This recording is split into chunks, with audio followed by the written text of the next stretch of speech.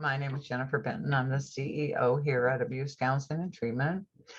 Our mission is to serve, to protect, support, educate, and empower victims of domestic violence and their children and survivors of sexual assault and human trafficking in Lee, Hendry, and Glades counties.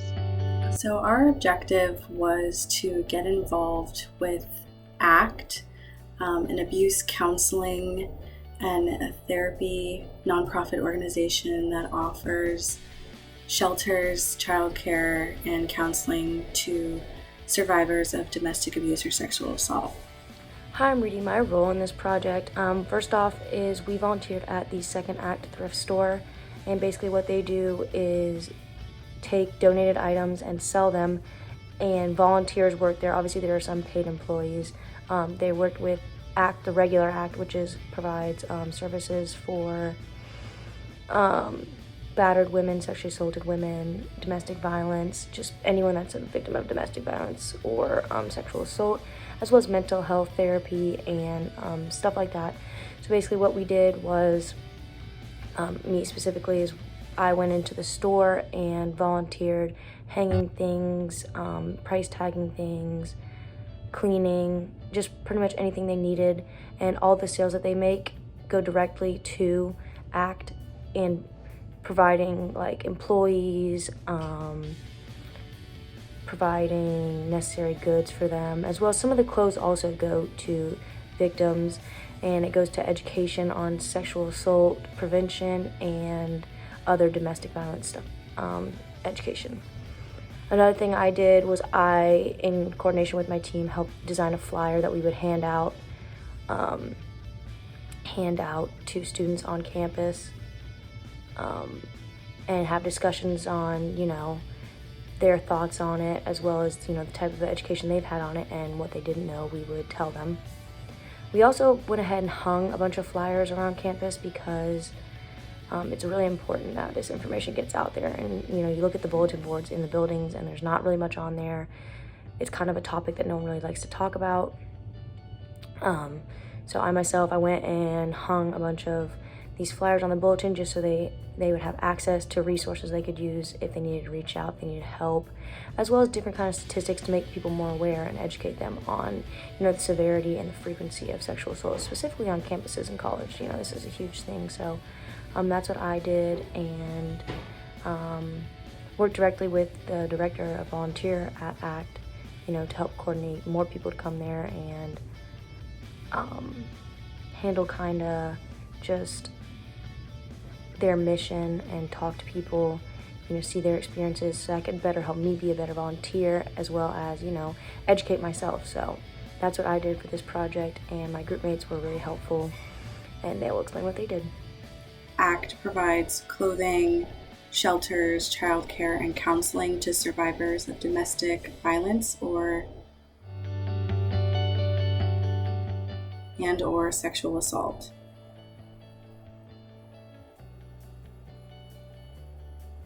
If making some flyers, donating clothes, and a little bit of time can help this organization with their goals, then I think it's worth it.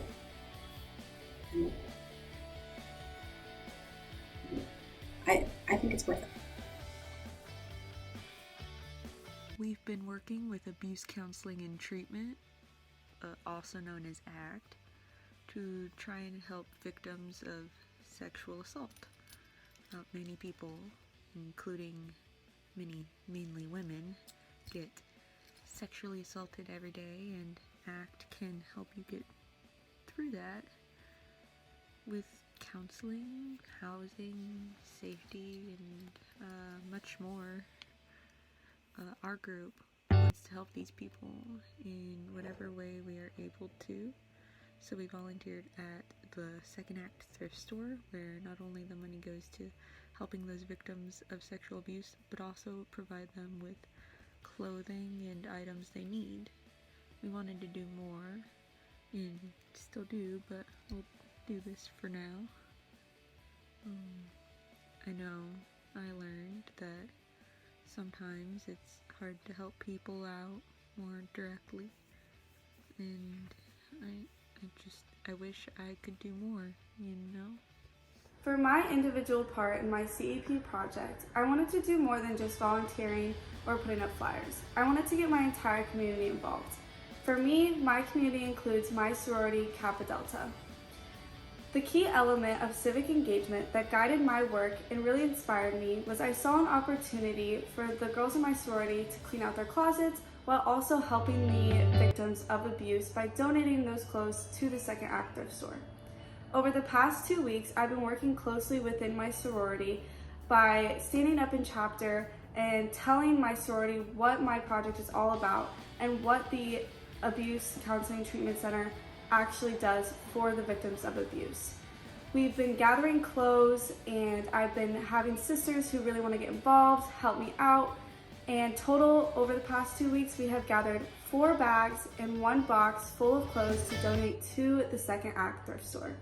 The Second Act thrift store is owned by ACT, and they use the money raised to help the victims of abuse in human trafficking, domestic abuse, and all other forms of abuse. The clothes that are donated also go to the victims who need clothes or need things like that to help them through their process. So for my project, I gathered my sisters and we donated a bunch of clothes, and it was a really great experience for my sisters and for me. It was really great for my community to get involved and all my sisters to get involved and really expand this and for them to be a part of this project with me. After working with Second Act for a little bit, we kind of started to wonder, how can standing around at a thrift shop for a few hours a week be helping? Our thrift store, all of our donations are brought to the thrift store. So anybody wants to donate can donate through the thrift store. Items used at the thrift store for the shelters or for our clients are stored in the back warehouse. And whatever we don't use, we sell, and that money raised goes back into the program. Our clients can also go over there and get whatever they need. We keep a lot of things at our rape crisis centers for when we do the forensic examination, because part of that examination, especially if the reporting, is to keep their clothing. And so we have clothing at the rape crisis center. And then in our shelters, we have clothing as well, because a lot of times people come with just what they're wearing at the moment, professional clothing. They would also be able to go to the thrift store and get professional clothing. If they decide to live on their own and get a new place and they need extra things like pots and pans and things like that, they can go there and get that. And because we don't have enough furniture, we let them work with a stipend of $10 an hour so they can get extra things that we can't give everybody, that like furniture. We also use it as job skills education for our clients. So they can go there and we'll teach them a variety of things for, at least 40 hours of their help, which helps us.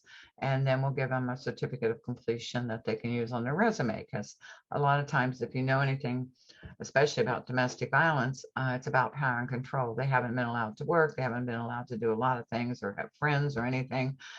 So they don't think they have a lot of skills, and maybe they haven't worked in a very long time. So this would give them maybe a leg up on their resume, something to put on the resume. What do volunteers mean to your organization? Okay, well, they mean a lot of things. We utilize interns in our counseling program, interns from FGCU and Hodges and that. And so they help us. They're in the master's program, so they help us in the counseling program. We also have paid staff in that program. But they also volunteer at our store. We have volunteers at our store. We have volunteers at our gallery downtown. And volunteers can do almost anything, of course, depending on their skill level and maybe a degree would make a difference too. They can do just anything that our staff can do. And we have extensive training that we provide for volunteers in different areas, especially if it's direct service. And then we're also making flyers to hang around campus in different buildings with resources such as hotline numbers and other things that could help out with students specifically, since that is part of our community, with getting help if they're a survivor, as well as tips on prevention and stuff like that. So now we're just going to go ahead and make that. And so here we go.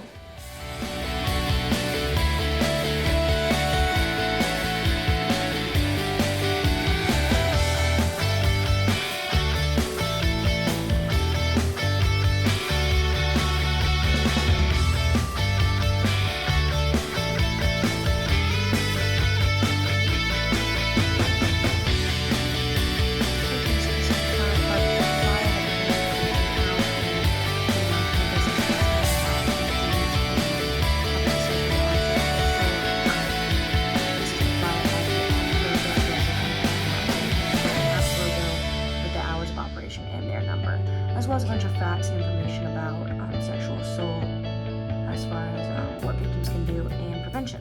Our community-based issue is about sexual assault. We worked with ACT, and the importance of it is that statistically speaking, especially on college campuses, sexual assault happens all the time. It's something that we really don't talk about, and so it's important that we bring awareness and educate people, which is one of our goals. Our goal for this project was to educate people on, the statistics and the frequency of sexual assault, as well as resources available on campus.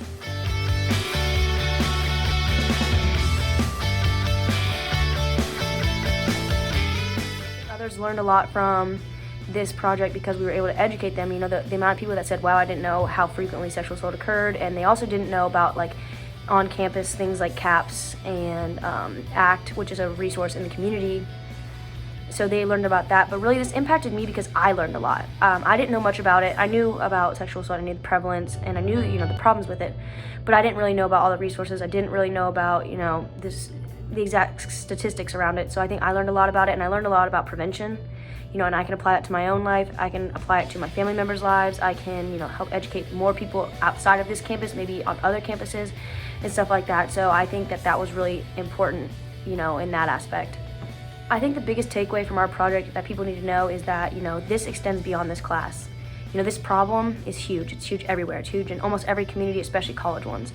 And so it's something that if we have the knowledge, we need to continue to spread it. And I know for me personally, I'm gonna take what I learned, and I'm gonna continue, educating and teaching and using the stuff I learned in my own life beyond this. So these projects extend beyond the 10 hours required and really just can impact people's lives every day if we do our part.